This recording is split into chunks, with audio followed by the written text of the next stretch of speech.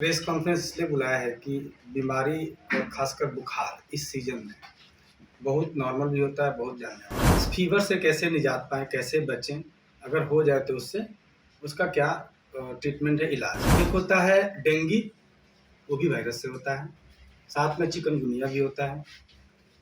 उसके बाद मलेरिया होता है जो हमारे यहाँ बहुत एंडेमिक है। उसके साथ-साथ टाइफाइड है। इसमें सबसे इम्पोर्टेंट है कि अगर फीवर आता है तो फीवर में कुछ खाने पीने का मन है। इस प्रेस कॉन्फ्रेंस के माध्यम से हम चाहते हैं कि एक इन्फॉर्मेशन दें कि जो फीवर है उसको रिकॉर्ड करिए कि कितना फीवर है। तो देखिए, इन्फ्लुएंजा से बचने का एकमात्र उपाय है कि हाथ साफ करते रहिए, हमेशा धोते रहिए। अगर आपको सर्दी जुकाम बुखार हो रहा है, तो खांसी हो रहा है, तो आप ट्राई करिए कि मास्क पहनिए, क्योंकि मलेरिया तो गंदे पानी में पनपता है, लेकिन डेंगू साफ सुथरा आपके घर के पास जो पानी रहता है उसमें। इन चीज़ों को हमेशा क्लीन रखिए। ट्राई करिए कि अगर फ्यूमिगेटर घर पे है तो फ्यूमिगेट करिए। तो मलेरिया के लिए भी सही है, डेंगू के लिए भी सही है, चिकनगुनिया के लिए भी। इसलिए जिनको डेंगू हो गया उनको तो मच्छरदानी में ही आप जंगल झाड़ी में जब जाते हैं उसमें ये मिलता है, एक कीड़ा होता है जो काटता है, उसके बाद ये होता है। उसमें इतना जल्दी आपका ऑर्गन फेल्योर होता है कि आप सोच भी नहीं सकते। नमस्कार, मेरा नाम अनूप नारायण सिंह है और आप बिहार टॉक के डिजिटल प्लेटफॉर्म को देखना शुरू कर चुके हैं। पटना डेंगू के चपेट में है और पूरा बिहार भी डेंगू के चपेट में है। डेंगू के कई सारे नए वेरिएंट आए हैं जो काफी जानलेवा है। इसी को लेकर डॉक्टर प्रभात मेमोरियल हीरावती हॉस्पिटल में एक प्रेस वार्ता का आयोजन किया गया, जिसमें एम्स के कई सारे डॉक्टर हैं जो इस हॉस्पिटल से जुड़े हैं। उन्होंने विस्तार से बताया कि डेंगू क्यों होता है, बुखार कितने टाइप का होता है और कितना खतरनाक है अगर गंभीरता से इस चीज को नहीं लेते। पहले चिकित्सकों के पूरे बयान को समझिए, सुनिए। हाँ सर, बोला जाए। डेंगू के बारे में, जो डेंगू फैला हुआ है पूरे बिहार में, उसको लेकर क्या कुछ आपके हॉस्पिटल में चल रहा है? देखिए, डेंगू तो पहले तो नमस्कार। मैं doctor Satish Kumar Singh, chief managing director Prabhat memorial Hiravati hospital का। ये प्रेस कॉन्फ्रेंस इसलिए बुलाया है कि बीमारी और खासकर बुखार इस सीजन में बहुत नॉर्मल भी होता है, बहुत जानलेवा होता है। तो उसको लेकर हम लोग एक अभियान चलाए हैं, एक प्रोसेस आगे बढ़ा रहे हैं कि इस फीवर से कैसे निजात पाएँ, कैसे बचें, अगर हो जाए तो उससे उसका क्या ट्रीटमेंट है, इलाज है। तो अभी के टाइम में जिसको सीजनल फीवर बोलते हैं, 5-6 टाइप का होता है। एक होता है वायरल, जो वायरस से होता है। एक होता है डेंगू, वो भी वायरस से होता है, साथ में चिकनगुनिया भी होता है। उसके बाद मलेरिया होता है जो हमारे यहाँ बहुत एंडेमिक है। उसके साथ-साथ टाइफाइड है। हमारे हॉस्पिटल में अभी रिसेंटली 3 केसेस हमने स्क्रब टाइफस के डिटेक्ट किए हैं, जो बहुत जानलेवा होता है, और लेप्टोस्पायरोसिस है। तो इसी के विषय में हम ब्रीफ बताएंगे आपको कि फीवर अगर आए तो उसको नेगलेक्ट मत करिए। आपके आसपास में जो भी प्राइमरी फिजिशियन हैं, एमबीबीएस हैं, एमडी हैं, डीएम हैं, उनसे कांटेक्ट करिए, उनके कंसल्टेशन में रहिए। कुछ एक बेसिक टेस्ट होते हैं जो डॉक्टर प्रेस्क्राइब करते हैं, उसको फॉलो करिए। इसमें सबसे इम्पोर्टेंट है कि अगर फीवर आता है तो फीवर में कुछ खाने पीने का मन नहीं करता है। इस सिंपल चीज़ नहीं है। अगर आप खाना पीना छोड़ देंगे तो वो बीमारी आप पर हावी होगा। तो अगर हाई ग्रेड फीवर आता है, जैसे 103 हो गया, 104 फीवर हो गया, बहुत ज़्यादा हेडेक हो रहा है, पेट में दर्द होने लगा, उल्टी नहीं रुक रही है, कभी कभी दांत से खून निकल गया, लैट्रिन काला निकल गया, पेशाब में खून आ रहा है, तो ये सब बहुत डेंजरस चीज़ है, जो most commonly dengue and malaria दोनों में होता है। अगर इसको सही टाइम पर इलाज नहीं किया गया तो जान जाने का खतरा बहुत रहता है इसमें। उसके बाद आप कुछ भी कर लें, जब किडनी, लीवर, ब्रेन, हार्ट सब चीज़ खराब, लंग सब चीज़ खराब हो जाएगा, उसके बाद बचना बहुत मुश्किल हो जाता है। तो इस प्रेस कॉन्फ्रेंस के माध्यम से हम चाहते हैं कि एक इन्फॉर्मेशन दें कि जो फीवर है उसको रिकॉर्ड करिए कि कितना फीवर है, कितना बार आ रहा है, कैसे कम हो रहा है, और साथ साथ ये जो डेंजर सिम्टम है कि भूख नहीं लग रहा है, खाना खा रहे हैं तो उल्टी हो रहा है, सर में बहुत दर्द हो रहा है, बुखार किसी दवा से ठीक नहीं हो रहा है, पेशाब लैट्रिन काला हो रहा है, पेशाब में खून आ रहा है, मुंह के दांत में मसूड़ों में खून आ जा रहा है, तो ये सब चीज़ बहुत डेंजर चीज होता है। आप नियरेस्ट हॉस्पिटल में आप तुरंत जाकर डॉक्टर से कंसल्ट करें एंड एडमिट हों। अब आ गई, मैंने तो ट्रीटमेंट बता दिया कि डॉक्टर के पास जाएं, आपका ट्रीटमेंट किया जाएगा। दूसरी बात अब इससे बचने का है, तो देखिए इन्फ्लुएंजा से बचने का एकमात्र उपाय है कि हाथ साफ करते रहिए, हमेशा धोते रहिए, मास्क पहनिए। अगर आपको सर्दी जुकाम बुखार हो रहा है, तो खांसी हो रहा है, तो आप ट्राई करिए कि मास्क पहनिए, हैंड को सैनिटाइज करिए हमेशा, कि अब कम से कम आपके घर वाले बचे रहें। या हो सकता है उसके साथ आपको डेंगू हुआ है, तो उस केस में आप हमेशा सॉक्स और फुल शर्ट पैंट पहन के रखिए। घर में लोअर है या लुंगी होता है, धोती होता है, कहने का मतलब कि बॉडी कवर्ड हो कि मच्छर काट नहीं पाए। अब मच्छर पनपता है जहां, चूंकि मलेरिया तो गंदे पानी में पनपता है, लेकिन डेंगू साफ सुथरा आपके घर के पास जो पानी रहता है उसमें पनपता है। आपके जो कपड़े रखे हुए हैं जिस अलमीरा में, या कहीं सामान बहुत सारा है, बहुत दिन से साफ नहीं हुआ है, वहां पनपता है। तो इन चीजों को हमेशा क्लीन रखिए। ट्राई करिए कि अगर फ्यूमिगेटर घर पे है तो फ्यूमिगेट करिए उसको, मच्छर के काटने के चांसेस कम हो। वो मलेरिया के लिए भी सही है, डेंगू के लिए भी सही है, चिकनगुनिया के लिए भी है। दूसरी बात आ गई, एक स्क्रब टाइफस है जो कि नया नया हम लोग के पास केस मिल रहा है और हॉस्पिटल के बारे में पता नहीं। आप जंगल झाड़ी में जब जाते हैं उसमें ये मिलता है, एक कीड़ा होता है जो काटता है, उसके बाद ये होता है। उसमें इतना जल्दी आपका ऑर्गन फेलियर होता है कि आप सोच भी नहीं सकते हैं, आपके शरीर का अंग तुरंत फेल हो जाता है। तो आप कहीं अगर जंगल झाड़ी में जा रहे हैं, छोटे जंगल में भी, तो आप फुल कपड़ा पहन के जाएं उसमें, ना कि आप नंगे पाँव जाएं। धान की खेती हो रही है, गीला रहता है, उसमें लोग किसान लोग जाते हैं, एक लेप्टोस्पाइरा है, उसमें इन्फेक्ट होता है और उससे भी लेप्टोस्पिरोसिस बोलते हैं, जानलेवा बीमारी होती है। तो ये 5-6 जो बीमारी है, इसी के लिए हमने प्रेस कॉन्फ्रेंस बुलाया था कि एक जानकारी दे, बेसिक जानकारी की, बचना सबसे जरूरी है। देखिए, पहचानना तो आपको देखकर बहुत मुश्किल है। इसका सिंपल उपाय है कि हर मच्छर से कटने से बचिए। अपने घर को, हर कोने को क्लीन रखिए। आप पानी जहां स्टेगनेंट है, लगा हुआ है, अगर आप मजबूर है कि वो पानी हट नहीं सकता है, तो एटलीस्ट उसमें हर दूसरे तीसरे दिन केरोसिन तेल 2-4 चम्मच डाल दीजिए, क्योंकि उसका जो बच्चा होता है लार्वा, वो केरोसिन तेल जब रहेगा ना तो ग्रो नहीं करेगा, डेड कर जाएगा, मर जाएगा। तो कम से कम जनरेशन तो उसका रुक गया कि और आदमी को नहीं काटेगा आपके घर में। दूसरा है कि अगर घर में आपके एक आदमी को डेंगू हो गया, ठीक है, बुखार उतरा, सही रह गया, हॉस्पिटलाइज होने की जरूरत नहीं पड़ी, सतर्कता उसमें बरतनी है कि उस आदमी को अगर फिर मच्छर काटा और वही मच्छर जो हेल्दी है, जिनको कुछ नहीं हुआ, उसको काटेगा अगर, तो उनको डेंगू होने की पूरी चांसेस है। इसलिए जिनको डेंगू हो गया उनको तो मच्छरदानी में ही सुलाइए, कुछ भी हो जाए उनको मच्छर नहीं काटना चाहिए। किसानों के लिए जो बात कहे कि जब रोपनी वगैरह करते हैं तो खाली पाँव ही करते हैं, नंग खाली बदन ही करते हैं, तो उनको बचने के लिए क्या करना पड़ेगा? देखिए, बचने का एक ही उपाय है कि देखिए, किसानी हम लोग के यहाँ ऐसा है, ठीक है, बुखार उतरा, सही रह गया, हॉस्पिटलाइज होने की जरूरत नहीं पड़ी, सतर्कता उसमें बरतनी है कि उस आदमी को अगर फिर मच्छर काटा और वही मच्छर जो हेल्दी है, जिनको कुछ नहीं हुआ, उसको काटेगा अगर, तो उनको डेंगू होने की पूरी चांसेस है। इसलिए जिनको डेंगू हो गया उनको तो मच्छरदानी में ही सुलाइए, कुछ भी हो जाए उनको मच्छर नहीं काटना चाहिए। किसानों के लिए जो बात कहे कि जब रोपनी वगैरह करते हैं तो खाली पाँव ही करते हैं, नंग खाली बदन ही करते हैं, तो उनको बचने के लिए क्या करना पड़ेगा? देखिए, बचने का एक ही उपाय है कि देखिए, किसानी हम लोग के यहाँ ऐसा है कि आप कहीं का भी किसान हो, नंगे पैर उतरना ही पड़ता है, गीला होता है। उसमें क्या होता है कि अगर बुखार आपको हुआ, सिंपल, तो उसको नेगलेक्ट नहीं करना है। आपको नियरेस्ट डॉक्टर जो भी है, MBBS MD कुछ भी है, उनके पास जाके कांटेक्ट करिए कि सर हम खेती करने जाते हैं, ये चीज़ हुआ है, इतने दिन से मुझे बुखार हो रहा है।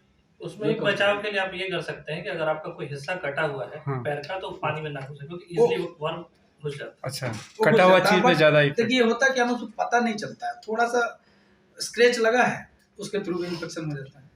एक सवाल और है कि जिस तरह से हालांकि गवर्नमेंट तो जागरूक कर ही रही है, इस देश में टेस्ट की जो प्रक्रिया है, जो डेंगू के स्पेशल टेस्ट होते हैं, खासकर ग्रामीण इलाके और छोटे शहरों में लोग इसको इग्नोर करते हैं। चलो बुखार हो गया, ठीक हो जाए। तो ऐसे मरीजों को जिनको कि हाई फीवर आ रहा है, सर में दर्द है, बदन दर्द है, वो कहीं न कहीं पैरासिटामोल खाकर ख़त्म कर देते हैं। तो ऐसे मरीजों के लिए आप क्या कहेंगे जो कि इस घड़ी में बहुत इम्पोर्टेंट है कि वो इग्नोर करते हैं? देखिए, सबसे इम्पोर्टेंट चीज़ है कि आप पैरासिटामोल खा रहे हैं, बुखार उतार रहे हैं, अच्छी बात है, बुखार उतरना चाहिए। लेकिन अगर डॉक्टर के कंसल्टेशन के बिना आप कर रहे हैं, तो ये पैरासिटामोल भी आपको लाइफ को खतरा हो सकता है। जैसे कि पैरासिटामोल डॉक्टर ने कितना प्रिस्क्राइब किया, एक दिन में एडल्ट पेशेंट को 4 ग्राम से ज़्यादा पैरासिटामोल प्रिस्क्राइब नहीं किया जाता है। उन्होंने सिरप भी ले लिया, टैबलेट भी खा लिया, हॉस्पिटल गए तो इंजेक्शन भी पड़ गया। तो ऐसे केसेस पिछले साल हमारे पास आए थे, जो सिर्फ पैरासिटामोल खाने के चक्कर में पॉइजनिंग हो गया था, लिवर फेल हो गया था, और खासकर बच्चे थे। एनीवे, तो इसमें मेरा ये फीवर उतारने का तरीका सिर्फ पैरासिटामोल नहीं है।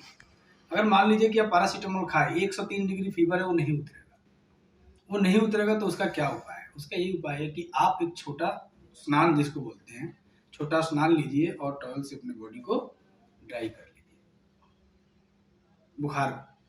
लेकिन देखिए, 103 बुखार के टाइम में ना आप घर पे रह के खुद से ट्रीटमेंट करना खतरे से खाली नहीं। सिंपल बात है, आप अपने प्राइमरी फिजिशियन को कांटेक्ट करिए, जो भी नियरेस्ट हो। आपके हॉस्पिटल में क्या व्यवस्था है डेंगू को लेकर? उसके बारे में मैं आपको बता देता हूँ। मेरा नाम डॉक्टर तौकीर अहमद है। मैं बाल रोग एवं शिशु रोग विशेषज्ञ हूँ, और डेंगू तो बच्चों को भी हो सकता है, और उसके जो अस्पताल प्रबंधन मेरे अंडर ही है, उसके लिए मैंने एक जो है ऑफर निकाला है। क्योंकि डेंगू बहुत बड़ी मात्रा में लोगों को जब होता है, लोग बहुत परेशान रहते हैं, तो उसके लिए टेस्ट कराने की एक बड़ी होड़ रहती है।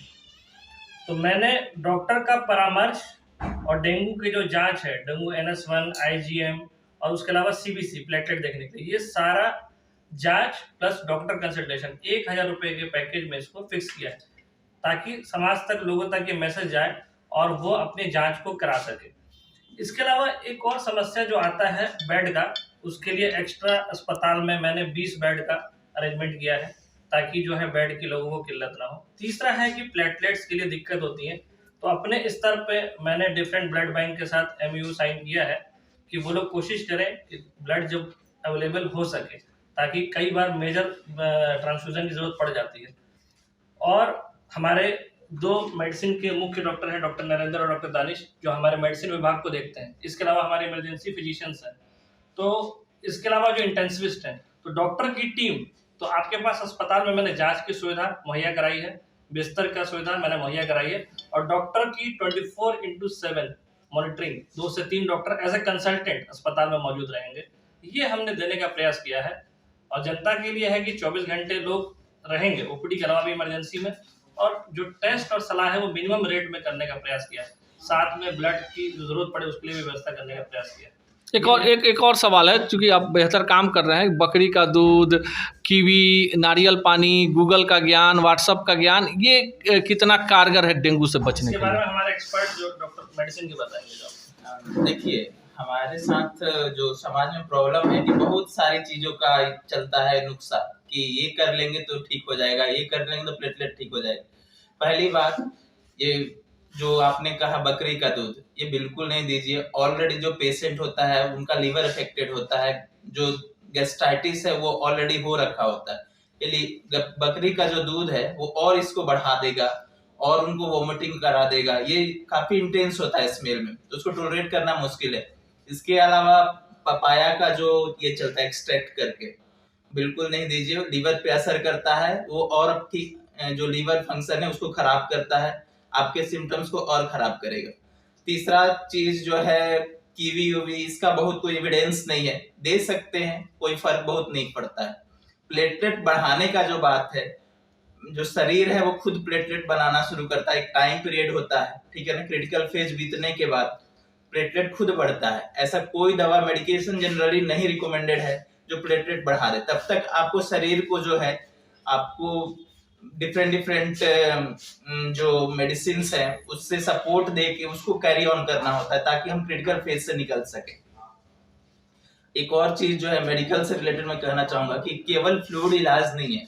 इसमें क्या होता है कि जब पेशेंट कॉम्प्लिकेट होता है तो पानी जो है आपके शरीर से बाहर निकल के जो थर्ड स्पेस लॉस करते हैं उसमें जाके इकट्ठा होना शुरू करता है। उसमें क्या होता है कि आपका जो खांसी है वो शुरू हो जाएगा, चेस्ट में जो है वो पानी भरने लगेगा, पेट में पानी भरने लगेगा, हार्ट में भरने लगता है। तो उस केस में आपको डेफिनेटली एक अच्छे जगह पे ट्रीटमेंट कराना है, ना कि किसी के पास जाके पानी चढ़वा रहे हैं, वो फाइनली उसके चलते भी आपकी डेथ हो सकती है।